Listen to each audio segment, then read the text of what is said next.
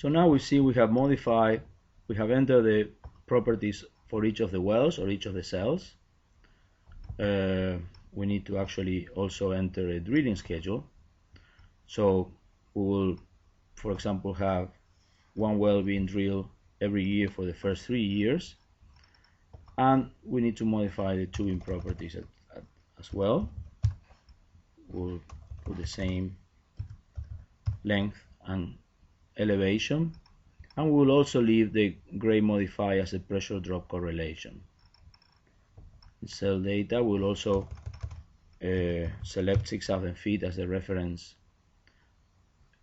pressure depth, and we'll also enter the GIP, the initial gas in place for each cell. So let's assume this cell has about 70 BCFs. So now once we have defined basically enter all the properties for our reservoir, we'll start constructing our surface network. So I will first start by entering a node that will represent the terminal node or the delivery point, and then we will introduce 2 additional nodes, each node that will represent sort of like a wellhead node to which we will connect each of the cells of the reservoir. So to do that, we double click here and we can select which cell of the reservoir we're going to connect to that wellhead node. So here we have cell 1 going to node number 1. I will connect cell 2 or well 2 to wellhead node number 2, and then we will make these 2 wellhead nodes feeding into this terminal node. So once we have defined our surface network, the next step is to define the properties of the terminal node. That's basically which is basically edited as a time vector or a table where we define either the pressure and or the rate. We can impose a rate limit also in that terminal node for each period in my simulation. So for this model, I will just introduce a fixed back pressure, and we can actually change all those values at once by using this fill tool. So we'll select here from first row to last row, enter the new value, for example 600 psi, click fill, and we see now all that my time vector for every month in my simulation is going to be fixed at 600 psi.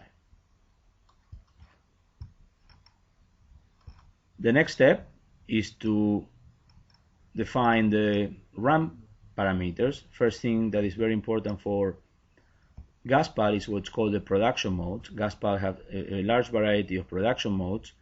In this example, we use what's called the capacity mode, where basically there's no rate limitations or constraints in our network, and the reservoirs will basically produce at full capacity. Once we selected the production mode, next step is to actually define time step, the type of time step that we will use in our simulation, and the length of the planning horizon. So for this example, we use the default monthly time step, and we will make the simulation to be 180 months long. For example, we enter here 180 months. And at this point, we're ready to start the simulation. So we press the R button. GasPal will now simulate this model for 180 steps. As you can see, it's all very, very rapidly. After you've done the model, you can go to the project tree to access all type of graphs. So by right-clicking an element in that tree, you have options for plotting different quantities. For example, let's start looking at the total production for the whole reservoir. We can go to the reservoir level and we can plot also the pressure.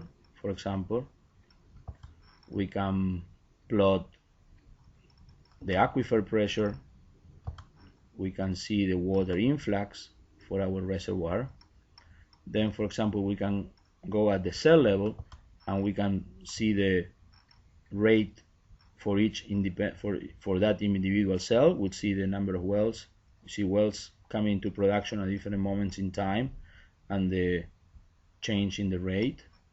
We can plot the cell pressure. We see here a cell becoming unstable, probably associated to the fact that water is coming into the reservoir, so the well is actually watering out, as we can see this problem. You can see that, for example, this cell that is not associated to the, not connected to the aquifer is not showing any of that unstable behavior.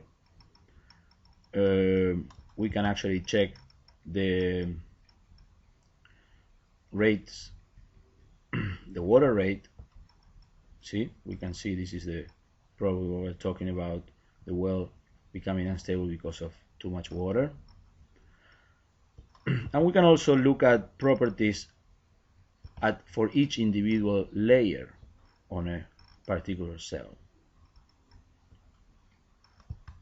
So this is what I wanted to show for this first simple example on GasPal.